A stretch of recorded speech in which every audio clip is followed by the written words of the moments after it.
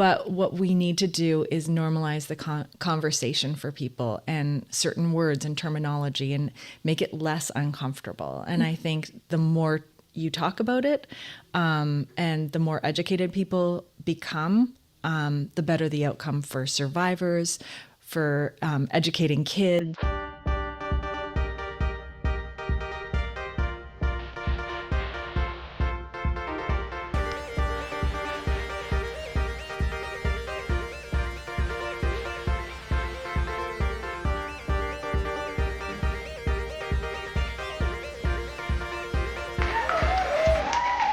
Hi everyone, welcome back to the Make It Count show. I'm your host, Michelle Latocha, and today I have two wonderful guests. First, I have Tricia Cosgrove from Niagara Sexual Assault Center, Community Engagement Manager, as well as joined by Brianna Brady, one of the co-founders of Empower Her, and my friend. Welcome, ladies. Thank you. We're tag teaming today. I think it was really important today that we bring Tricia on from Niagara Sexual Assault Center, because Brianna and I want to talk about our gala from the previous year and where the funds are going.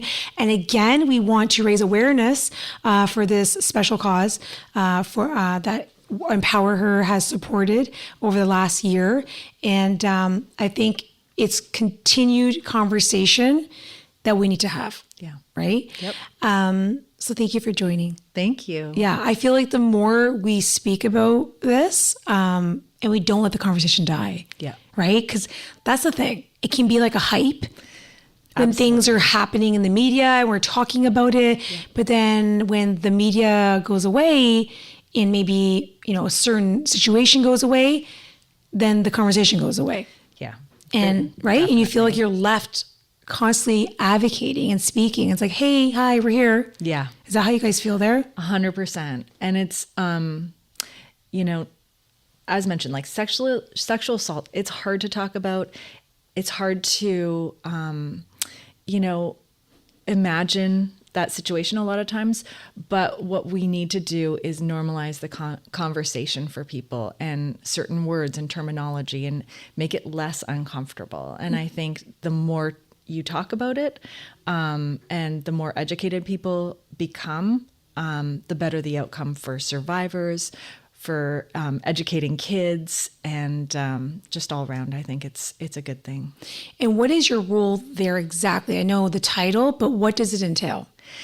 So my role as community engagement manager is really to ensure that the community knows that we're here. We're a small organization, but we have a lot of services that benefit the community. And like not just for survivors, not just for people that are really needing it at that moment, but we do a ton of education. So last year we have two public educators that go into the schools, like both boards throughout all of Niagara. And last year they saw over 11,000 kids. And oh my gosh. Yeah, they do such a good job. And they do a variety of programming, things from social media to consent training to anti-human trafficking, just a whole array of really age-appropriate programming. Mm-hmm. And one of the things we also do is our CAP program, which is a child abuse prevention program. And that starts from like grades 1 up to grade 6. And it really just allows them to know that they have the right to be like safe, strong, free. It gives them the terminology that they need to describe things. Oh, and wow. It's such a powerful and effective program. We've done it since I think 96. We have done that program, and there have been hundreds of kids that have disclosed to our educators the situations that they're in, and because of that, they've been able to get help. And that's so powerful. It is, and it's such a good program. And it's one that it's not scary, it's one that is very age appropriate. And so that's something that we have done for years and years, and we will continue to do it. Wow. You talk about social media, and I know like Brianna probably agrees, like we have teenage sons. Mm. Do you feel that like social media has brought more awareness, but at the same time, more danger. Yeah, I think that there's that real duality. I think social media can be so powerful and so great in a lot of ways. Kids nowadays, they do know more about consent. They do know more about sexuality. And terminology. But at the same time, there's this almost fairy tale as to what body types are normal, how certain individuals should react in a situation. And also there's like a lot of times a heightened sexualization. Yeah, we were talking off the show today. It's scary, like as a parent, right? You have a young daughter, I have a young daughter, and as much as you want to empower them to dress as they feel and feel safe, it also makes me feel sad that it's even the clothing. Like I don't know how to put the words, like, but the clothing is very sexualized. It's like, okay, she's 7, right? Yeah, have you seen that clip on social media where there's a mom and she walks into like Walmart or a Target or something, and she's like, why are all of the bathing suits for a toddler having cutouts? Yeah. Wow. Right? Like, what happened to A wholesome one piece. And I'm not going to sit here and say like my daughter doesn't wear a 2-piece bathing suit, Yeah. because she does, but they do. It almost seems like, and there's obviously been this fad of like matching, right? Yeah. So yeah, I agree with you. It sometimes is difficult, and you want to be conscious, but then also at the same time, you don't want to have to be so afraid of everything happening. So I think what you guys do with the schools is great, is going in and educating them. I know with the boys, with video, it's not just social media the way that we think of social media. I mean, video games are all online now. So they're talking to who knows who, right? And I know I have the conversation with my son all the time about making sure like that he's not giving out any information about himself. Location, even things that he thinks might be innocent, right? Because you never really know who's on the other side. you hear like all of these things coming out, and it's like, kids should feel safe and in a safe environment. Yeah. Right. But then, sometimes there's an abuse of power and an abuse of like the role that you're in with children. Yeah. And as parents, like you said, like it's not that we want to fearmonger or like helicopter parent. It's kind of like advocating, but also empowering your children. Yeah. And I think that's it, is that instilling that sense of self and sense of awareness is so important. But even as parents, and like my son is 16, and I mean, he's like at that stage where I don't monitor a lot of what he does, but I'm still aware. Yeah. There's that fine line between them having privacy and them being safe. And I think it's a scary place for parents, and even like not knowing all of the different, like gaming systems and platforms. Like you can't keep up, right? And and like even the lingo. Yeah. Like, hello, Like, I don't know what's going on. Like the lingo. I didn't It gets think me that I every time. was old until my son started saying stuff. I'm like, but what does that mean? mean. Like, it's like, I'm not sure what Sigma means, because I thought that was sorority. Right? I know. Okay, so share a bit about like the mission of Niagara Sexual Assault Center and the services, like other services for victims. Sure. Yeah. Yeah. So we were founded in 1977, and it started with 5 women who really identified the need for a service for women that had been assaulted. And basically it started with this small group of grassroots like advocates, and it grew. So we started a crisis line, which was 24/7, and it was manned by the staff. And so they'd answer the phone and like anytime you needed to call. That still exists. So we still have the 24/7 crisis line. And then it grew. So then it became counseling. And our counseling, I would say, is probably the most comprehensive therapy that a survivor can access in all of Canada. I'm like so passionate about it because every person that comes in has access to 30 sessions. Each session is an hour with a trauma-informed master's level counselor, and they're wonderful. Like, they're so good, these women that, and they are all women, but that are the therapists. So each person has 30 sessions with that same therapist. It goes over, you can see them either weekly or bi-weekly, depending on availability. And it goes in blocks of 10 weeks. So we have group therapy, and our center sees all genders. So it's not just for women. Okay. Yep. And that's new. I didn't know that. Yeah, no, we will see anybody. We have, for instance, our group sessions. We run them like twice a year, and we try to mix it up. So we will do a male survivor group. We'll do a female survivor group. And then sometimes, like, if we have the availability, we'll do maybe an art therapy or DBT training or that sort of thing. So we try and mix it up and try and have a variety of coverage for different areas of trauma, basically. Yeah. We see people 16 and up is our mandate. So we don't see children, although sometimes we will see survivors that maybe are like 14 and up, depending on availability and circumstances. So yeah, for our services, we have the therapy, we have group therapy, we have it's called an anonymous third-party reporting option, which is amazing. And basically, anybody that has been subjected to sexual violence can report their incident to us completely anonymously. So they can come to our center, we can do it online, and basically you go through what is essentially the police report, but without your name. So a lot of people choose this option because they don't want this to happen to anybody else, or they don't want to go through the court process, or they want this as part of their healing journey as well. And they feel this is a way to move on.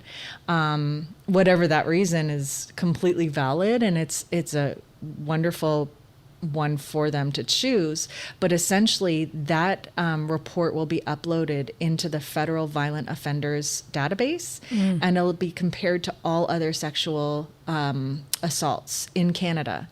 And so because of this, there's been several sexual predators, serial predators, been identified, and then they also use it for identifying trends as well. And this actually was a result of the Paul Bernardo case. And because it was basically thought that because there had been so many victims previously, like, previous to Kristen 50 French plus,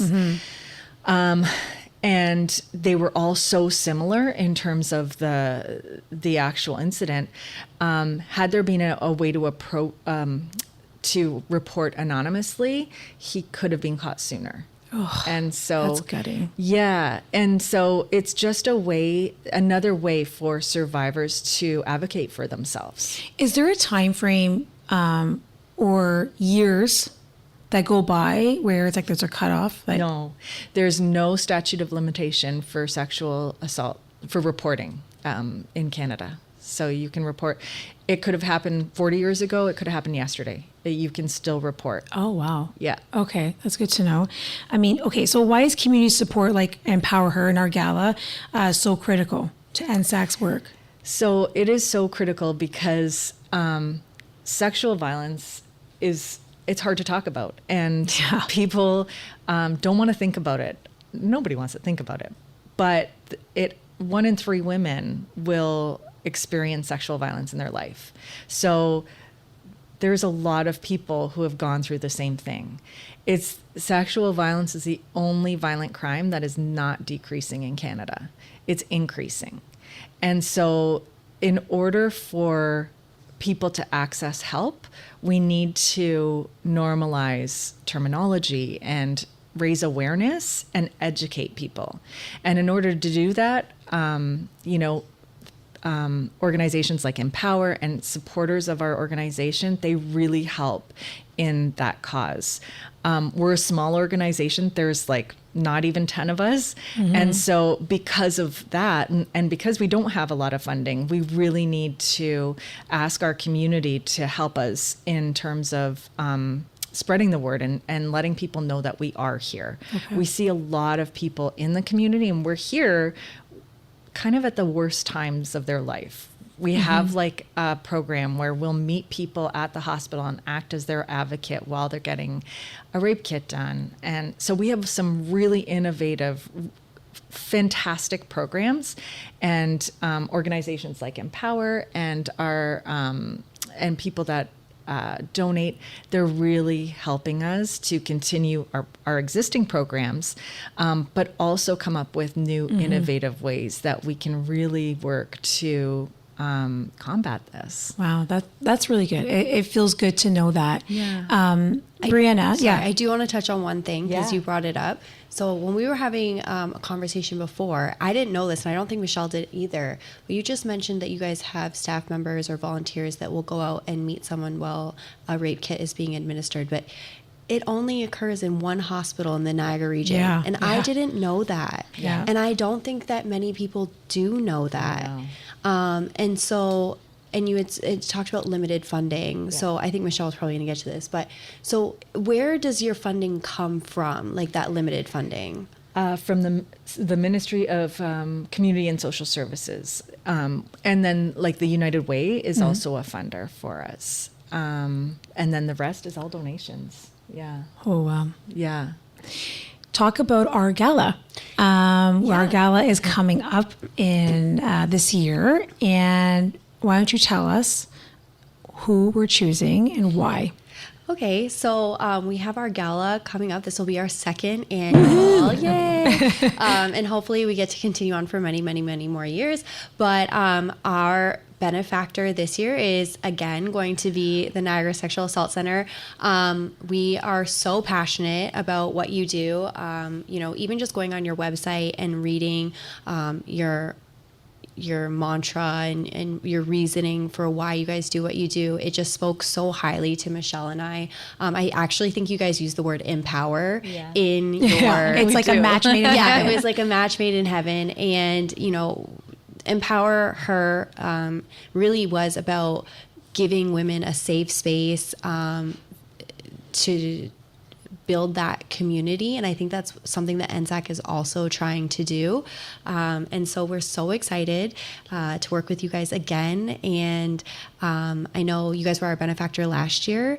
And so I think we raised a little over $8,000, close to $9,000 last year. And could you tell us like where that funding went and what it was used for? Yeah. First of all, thank you so much. And it was so much fun too. It was such a great event. Yeah. This year is back. It was wonderful. And so I will say that 100% of anything that comes in goes to direct services. So the money that was raised from Empower and from the gala went to direct services and went directly to therapy. So we were able to really get people off our waiting list and into therapy as soon as possible, which is so good. Like right now, our wait list has increased dramatically. We're at 100 people, which it's been way higher before, but it's climbing and climbing. And so being able to take people off that wait list is just so important. And it means that people have access to service so much sooner. So thank you so much. Oh, that's so good. And we're so happy. So the gala is October 24th. Yes, Friday, October 24th. This year it's going to be hosted at Ravine Winery, which we're super excited about. It's a beautiful, beautiful venue. Same kind of setup as last year. It's a 3-course meal. Everybody who comes, there's going to be a welcome cocktail and past hors d'oeuvres, and the fireplaces will be out if you want to go enjoy the exterior part of the winery as well. We do have entertainment booked. It's Grace Notes. So it's a group of women, and they're going to play music from, I think, like the early all the way up to current. So So we're going to do it through the eras, which I think is going to be super neat. Yeah. And then it's a 3-course meal, sit-down dinner. And we will hopefully have lots of prizes and some draws that will occur during the night. But yeah, we're super excited, and hopefully it's bigger and better than last year. Yeah, Last year's was a great event. It So anybody was. who came out last year, it was a beautiful dinner. We had some great entertainment, lots of prizes.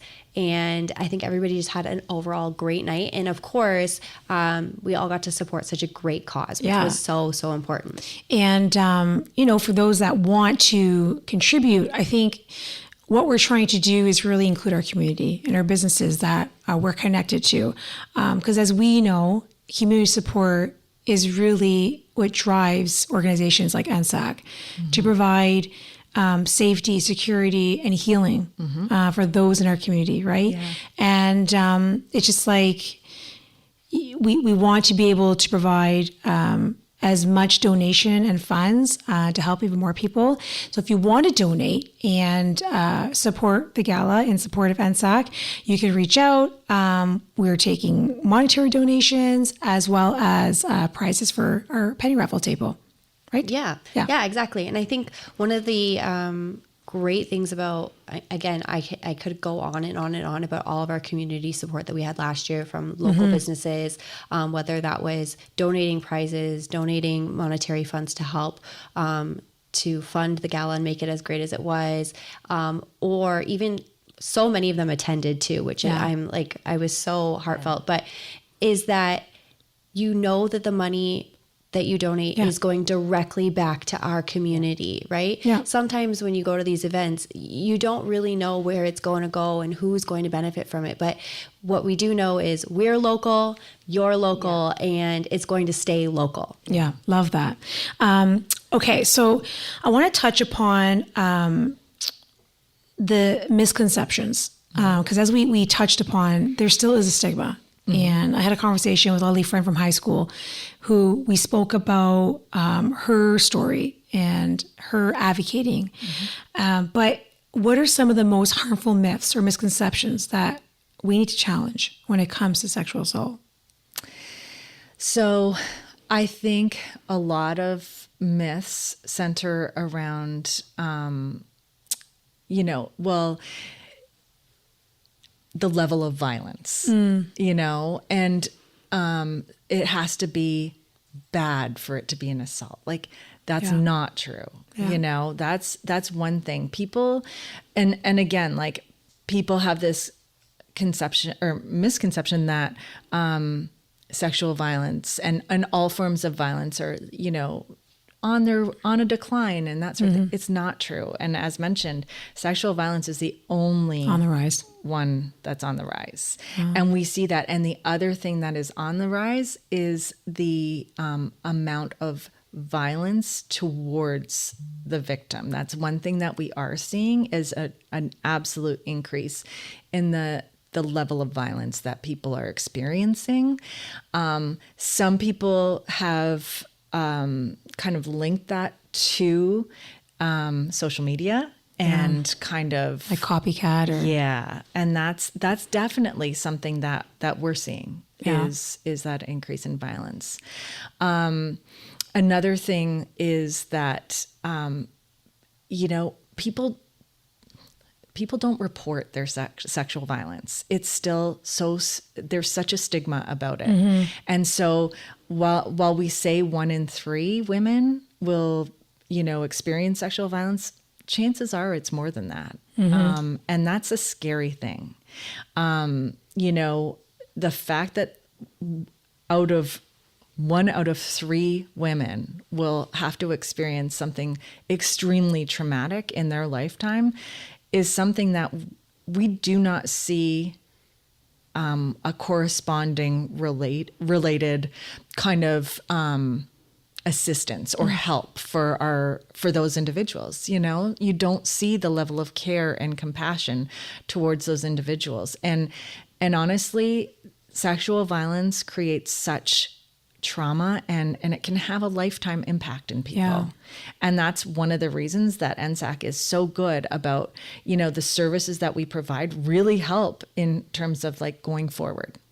And like we talked off camera about, you know, things in the media. Yeah. Right? Like cases that have come forward. And what I learned from my last interview with my friend is that when there's positions of power and the scales are unbalanced and you feel like you're going up against a mountain of who's going to believe me. Yep. I feel like that also is maybe a reason why people don't come forward.